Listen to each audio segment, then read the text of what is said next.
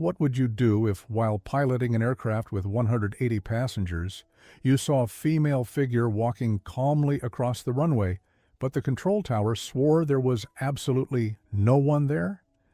This is the story of a miracle of the Virgin Mary that saved hundreds of lives in the American sky, and that forever changed the life of pilot Charles Bennett. But before we continue, leave a comment telling me where you are watching from and what time it is where you are right now. I would love to see how far the miracles of the Virgin Mary are reaching. Charles woke up at 4:15 in the morning that March Saturday, just as he had done for 15 years. At 43 years old, with more than 12,000 flight hours accumulated, Charles was considered one of the most competent pilots of the airline.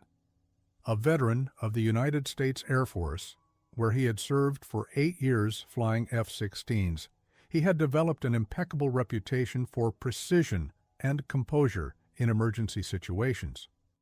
His colleagues called him Computer Mike because of his ability to process information quickly and make decisions.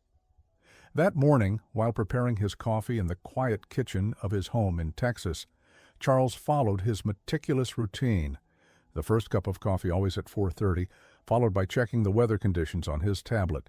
The report showed perfect conditions, clear skies, excellent visibility, calm winds, an ideal day to fly. Charles smiled discreetly. He liked simple and predictable flights. Sarah, his wife of 17 years, came down the stairs still in her pajamas. She always woke up to say goodbye to him whenever he had early morning flights.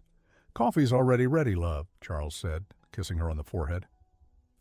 Sarah was the opposite of Charles in many aspects.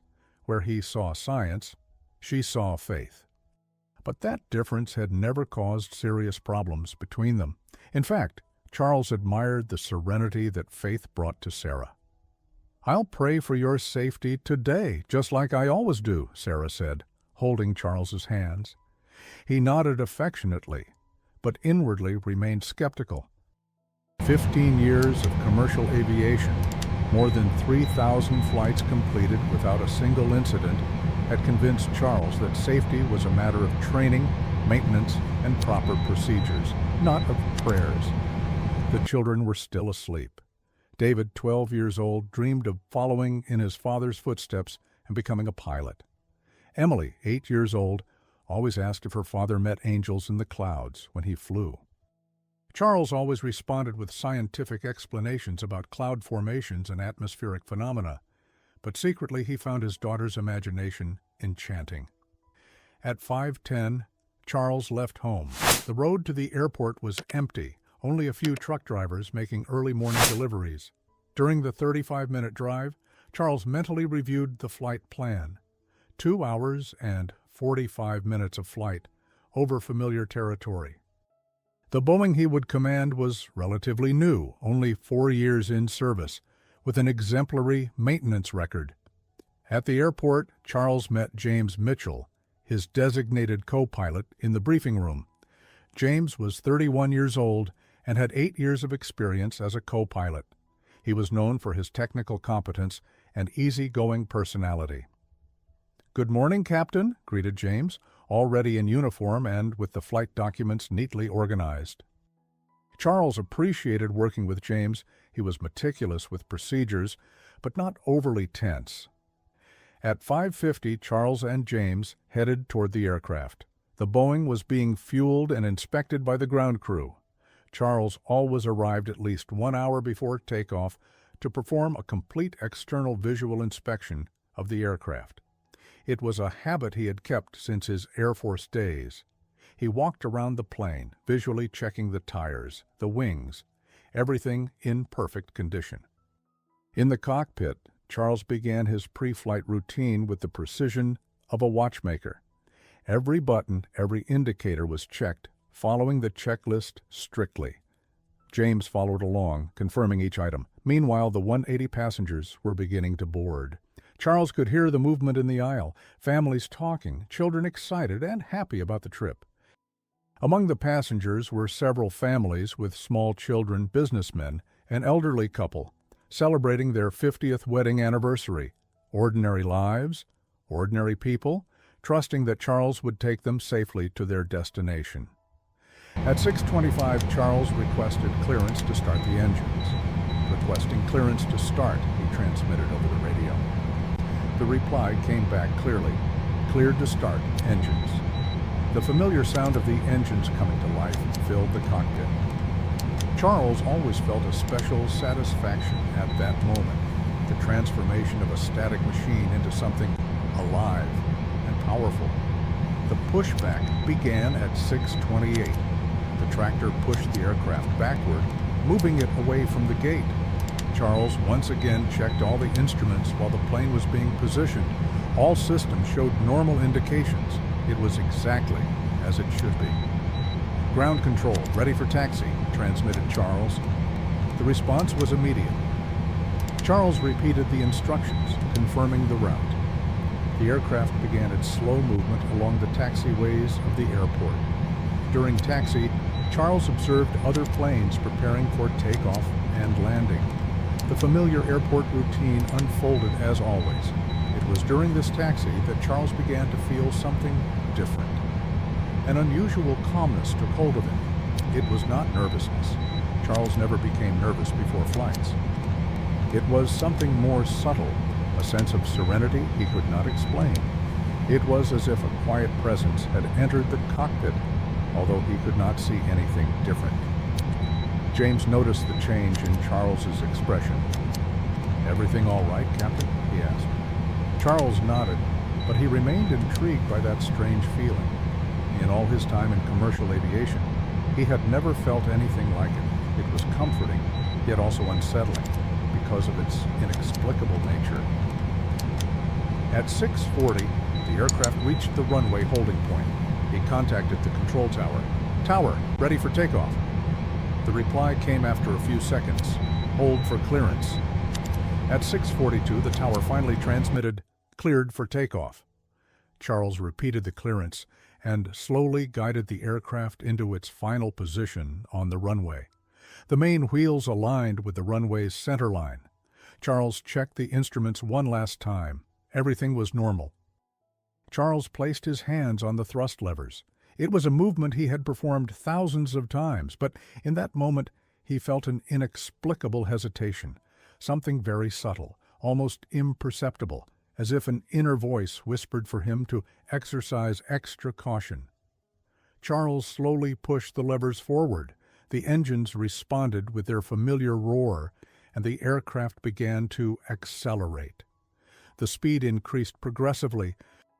Passengers in their seats felt the force of acceleration pressing them back. Children looked out through the windows. Executives stowed their laptops, everyone preparing to leave the ground. It was exactly at 40 knots of speed that Charles saw something that would change his life forever. A female figure was calmly walking across the runway, directly ahead of the aircraft. She wore a long, light blue dress that moved softly with a breeze that did not exist. A white veil partially covered her head, framing a young and serene face. She was approximately 1.65 meters tall and moved with a supernatural grace. What impressed Charles the most was not only the presence of the woman on the runway, but her complete tranquility. She did not run. She did not show panic. She made no desperate gestures. She simply walked toward the aircraft as if she were strolling through a garden. Her movements were fluid. The blue dress seemed to radiate a gentle light of its own, even under the strong morning sun. At that instant, the roar of the engines began to sound muffled, as if someone had turned down the volume of the world. As if time had stretched, every noise became distant, until only the accelerated rhythm of Charles's breathing remained. And along with the silence, a delicate fragrance, almost imperceptible, of unknown flowers filled the air, impossible to identify, yet strangely comforting in their familiarity. More than seeing, Charles felt. An unshakable peace filled his heart, a profound certainty that nothing could disturb that moment. Charles then noticed a strange pressure in his ears, similar to what he felt when the plane changed altitude too quickly. But the aircraft was still on the ground. There was no logic to it.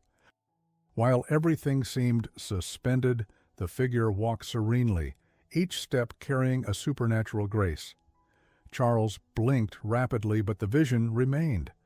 It was not an illusion. It was not a dream. It was real. And at that moment, Charles reacted instantly with his military pilot reflexes. "Tower, aborting takeoff. Person on the runway," he shouted into the radio, simultaneously cutting engine power, applying maximum brakes, and activating the reversers. The aircraft decelerated violently, forcing all passengers against their seatbelts. Tires screeched against the asphalt. It was an emergency situation, executed to perfection.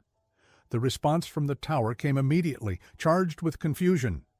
"Negative. The runway is clear. I repeat, the runway is clear."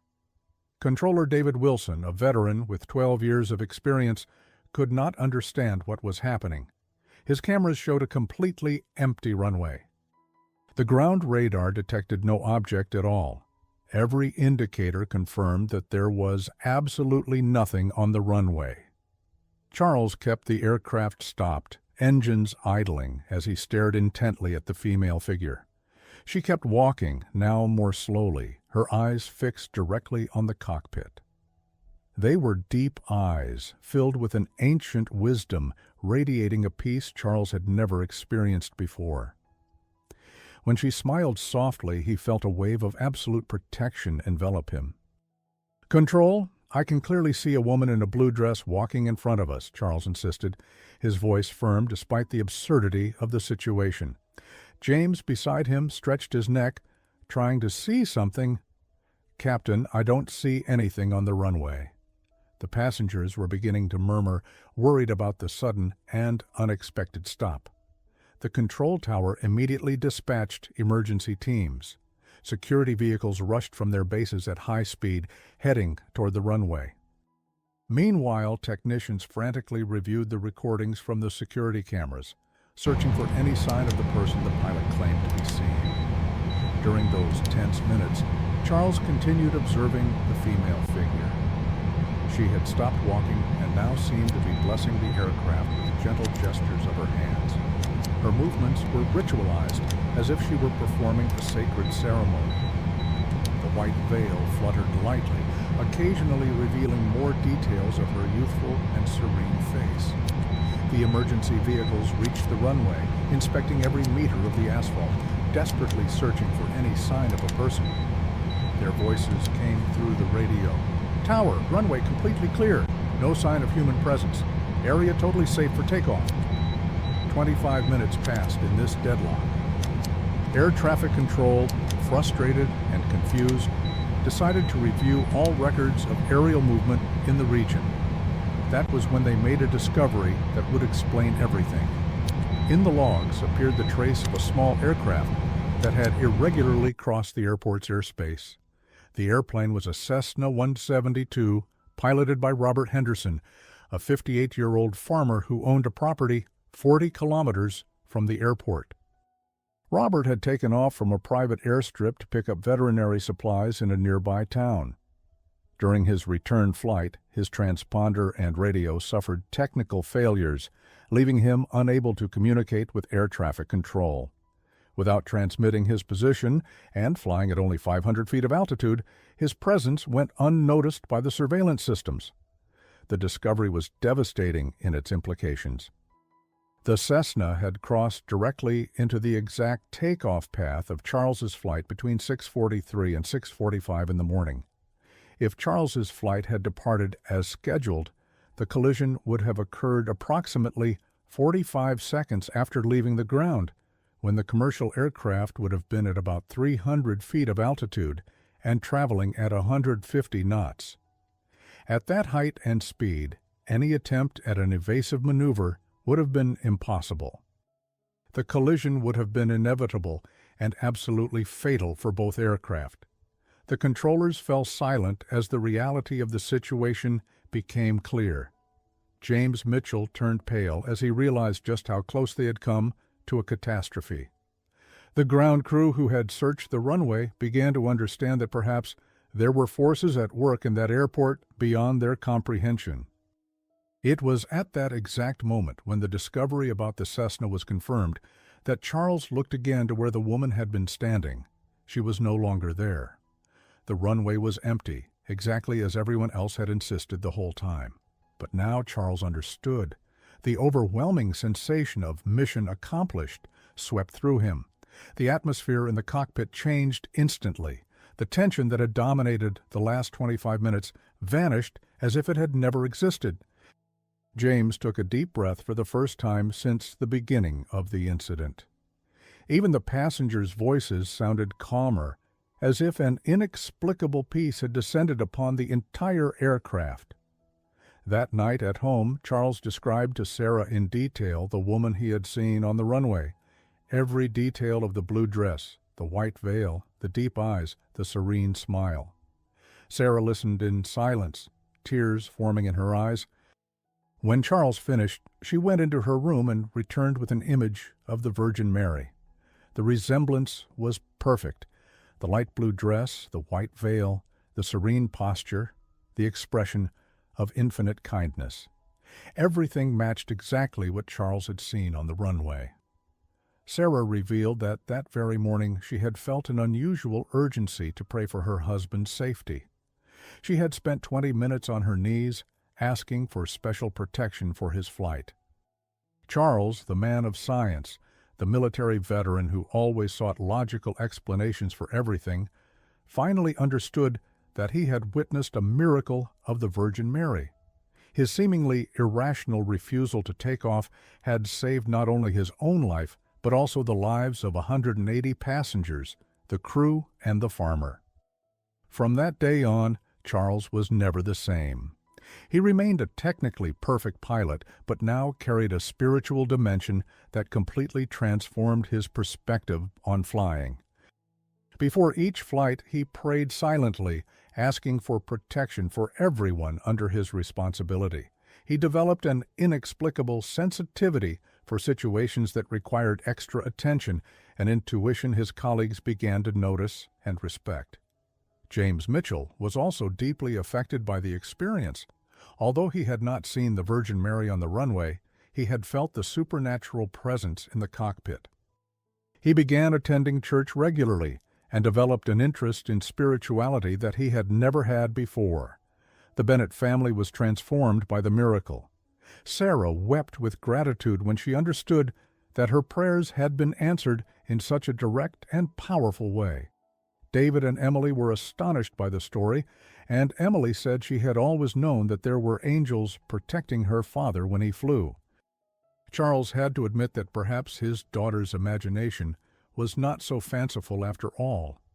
The case was never officially reported as an apparition of the Virgin Mary. The records only state that the flight aborted its takeoff due to unidentified traffic on the runway and that a Cessna was later discovered flying without authorization in the area. But Charles knew the truth, as did James and Sarah. This miracle of the Virgin Mary teaches us that divine protection manifests itself in ways that often defy our rational understanding. In a world dominated by technology and skepticism, there are still higher forces at work to protect the innocent. The sincere faith of a wife praying for the safety of her husband resulted in the salvation of hundreds of lives. Charles's story remains a powerful testimony that we are not alone in the skies or on the earth. The Virgin Mary continues to intercede for her children, appearing when necessary to prevent tragedies and to protect those who are in need of help. Sometimes her intervention is subtle, at other times it is dramatic, as on that Saturday in March. How many other tragedies have been avoided by interventions of the Virgin Mary that we never came to know?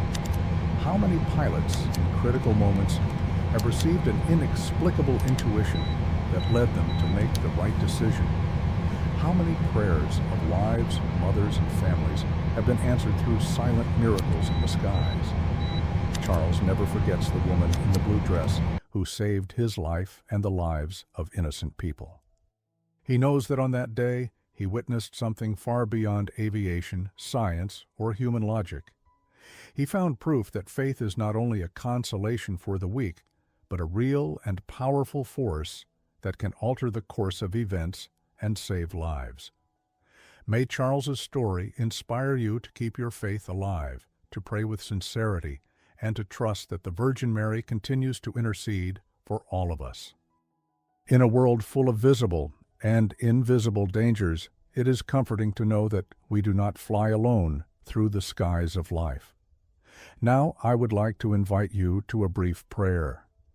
O Virgin Mary, most Holy Mother, refuge of all the children of God, we now place ourselves under your maternal gaze.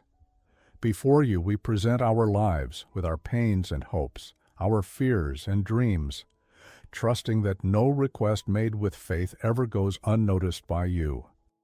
Beloved Mother, cover with your sacred mantle every family that prays with us, protect the homes, strengthen marriages, bless the children, the youth, the elderly, and console those who feel alone. Wrap in your love those who suffer with health problems, those who are in hospitals, those who face invisible battles in silence. Virgin full of grace, intercede before your Son Jesus for all of us. May tears be transformed into hope, may sadness give way to joy, and may every heart receive the peace that comes only from God. Teach us to remain firm in the faith, even when trials are great, and help us to see the hand of God in every detail of life.